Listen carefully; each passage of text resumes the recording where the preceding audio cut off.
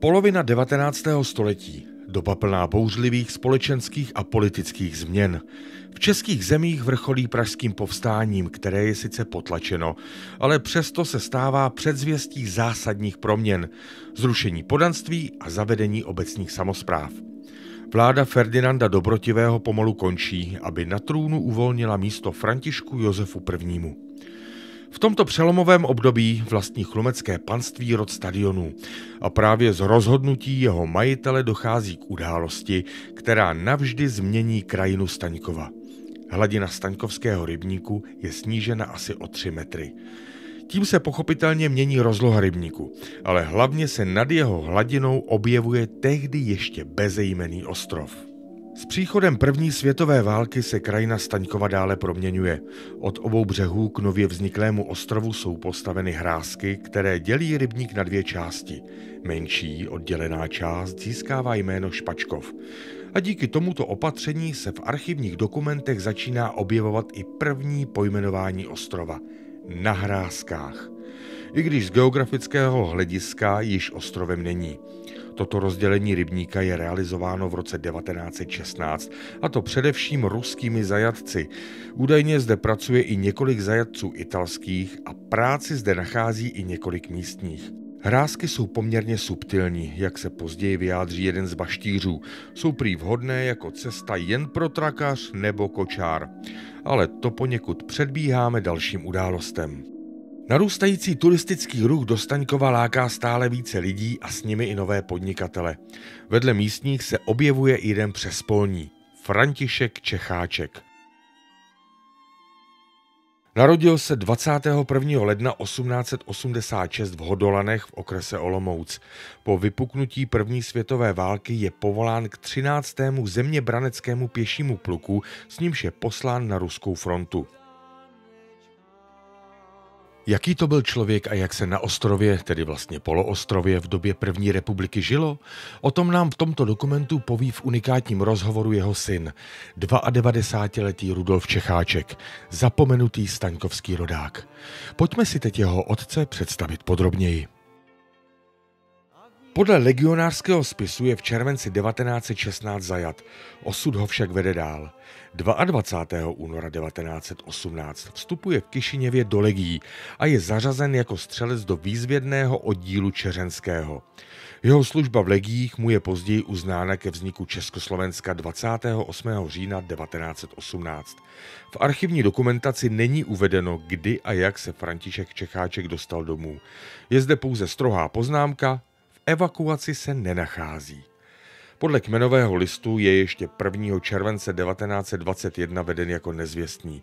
Jak se tedy dostal zpět do tehdy nově vzniklé Československé republiky?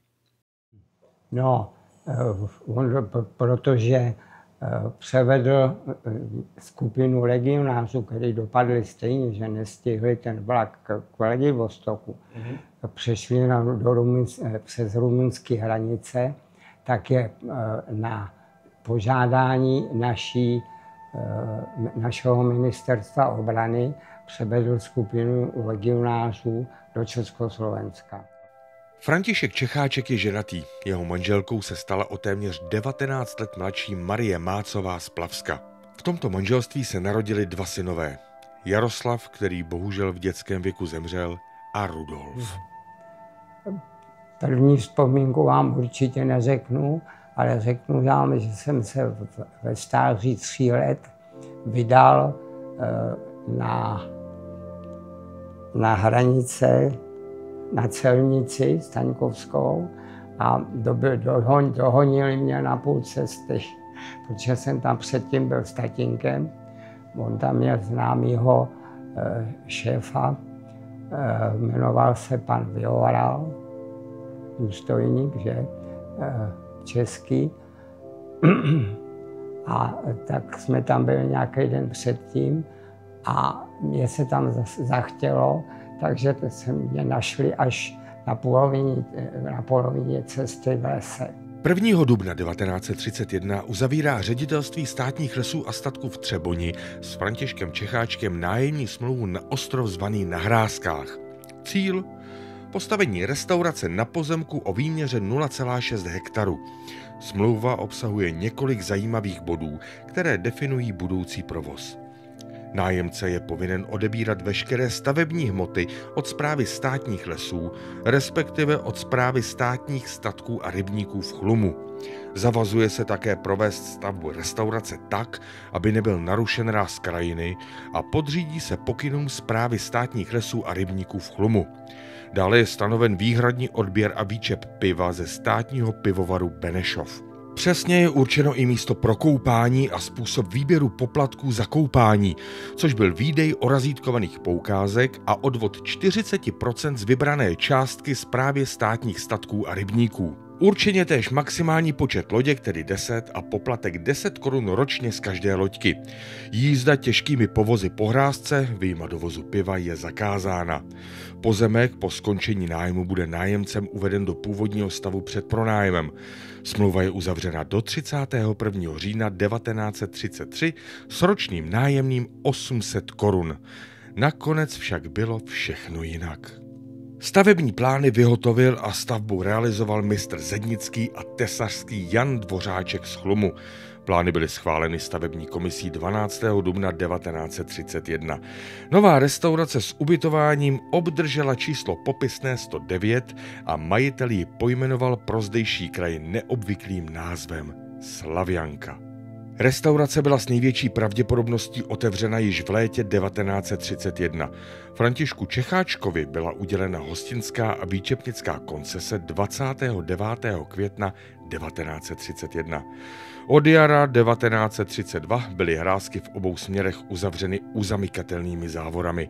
Klíč obdržel majitel restaurace s poučením, že jej smí používat pouze pro dovoz zásob a piva. O rok později, tedy v roce 1933, podnikatel Čecháček rozšiřuje svůj podnik o přístavbu verandy a prvního patra. Autorem plánu a stavebníkem je opět Jan Dvořáček z Chlumu. A druhá část byla dostavěna v roce mého narození, nebo 1934, ta veranda. Tam byla přistavěna obrovská veranda, celá zasklená, a tam se používala na taneční večírky. Na plánech jsou uvedeny i další drobné stavby jako houpačka, lednice, 2 muchomůrky, kuželník a kabiny u rybníka. A další důležité datum 19. září 1933. Staňkovský rybník je připravován k výlovu a jeho hladina je velmi nízká. Špačkov je naopak držen na téměř běžné hladině, jen 30 cm pod normálem. Důvodem pro vznik rybníka Špačkova nejsou jen příznivější podmínky pro chov ryb, ale též drží v případě vypuštění Staňkovského rybníka vodu pro mlýn, pilu, elektrárnu a sklárnu. Jenže hrázka mezi rybníky nevydržela provoz.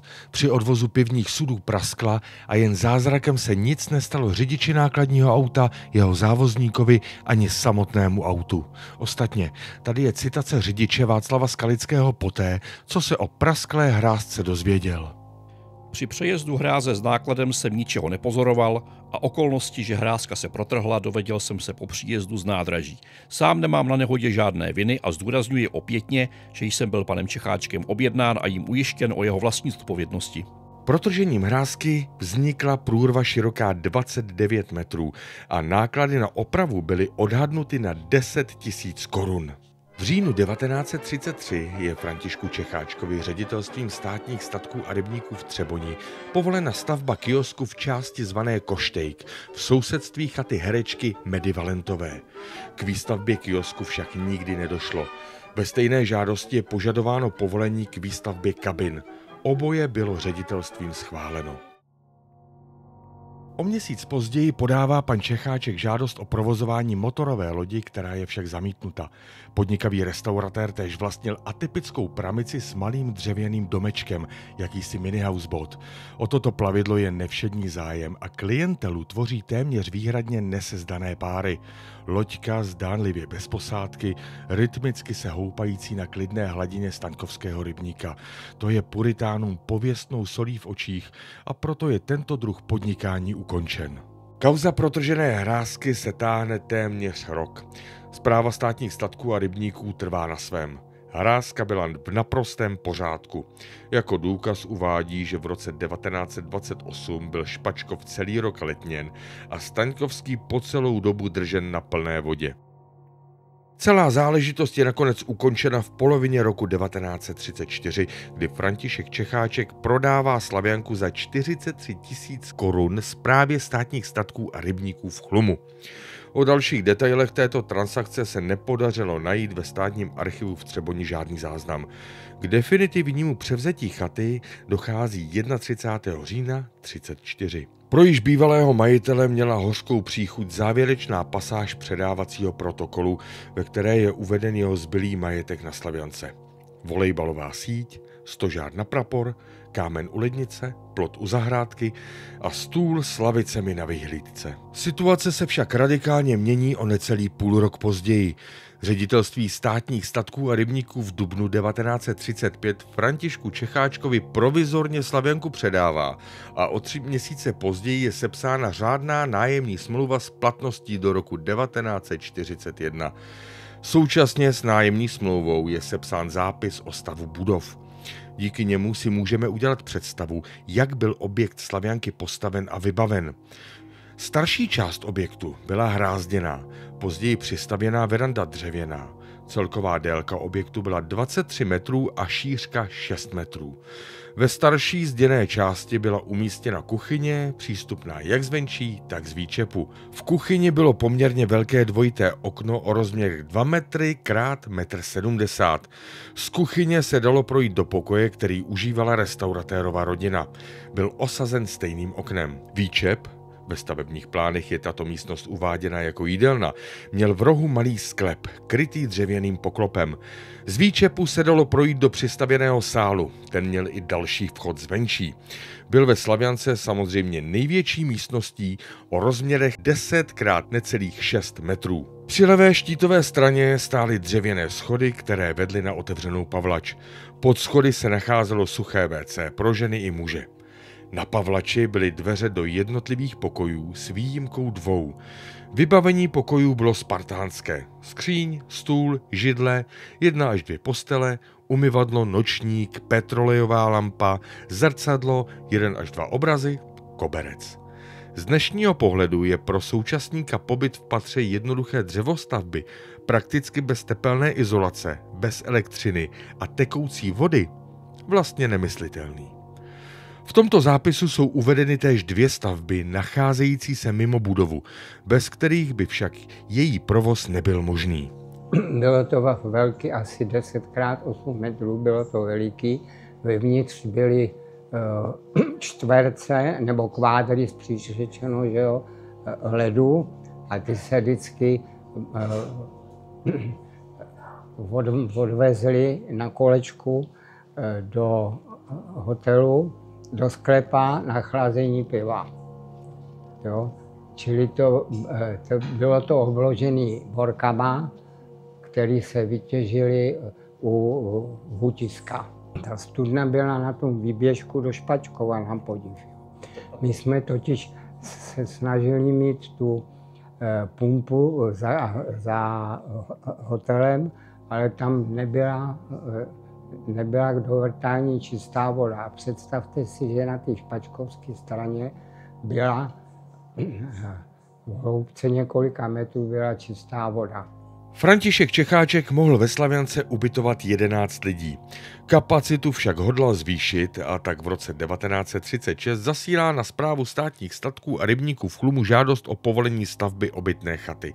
Je mu vyhověno a je uzavřena nájemní smlouva na 5 let. Chatu, o které se žadatel v korespondenci zmiňuje jako o dependance, postavila firma Bohumila Kremličky z nedalekých, dnes již neexistujících Nových Mlýnů. Přízemí i podkroví měli po 3 pokojích, jeden podkrovní měl k dispozici balkon. Tím restauratér navýšil kapacitu podniku přibližně o dalších 12 ubytovaných. Přesto jej po 3 měsících František Čecháček nabízí Správě Chlumu k odprodeji a poukazuje na velmi špatnou sezónu. Správa však jeho nabídku odmítá. Ačkoliv byly podmínky na Slaviance pro rekreanty poměrně skromné, svoji klientelu si podnik v letech předválečných i válečných našel, a to i z okruhu dobře situovaných lidí. Jmenujme alespoň 2 z nich, kteří byli hosty Františka Čecháčka. Prvním z nich byl brigádní generál František Kuník, mimochodem jeden z prvních účinkujících při prvním vysílání nově vzniklého československého rozhlasu. Druhou významnou osobností byl scénárista a ředitel Nacionálfilmu, třeboňský rodák Karel Feix.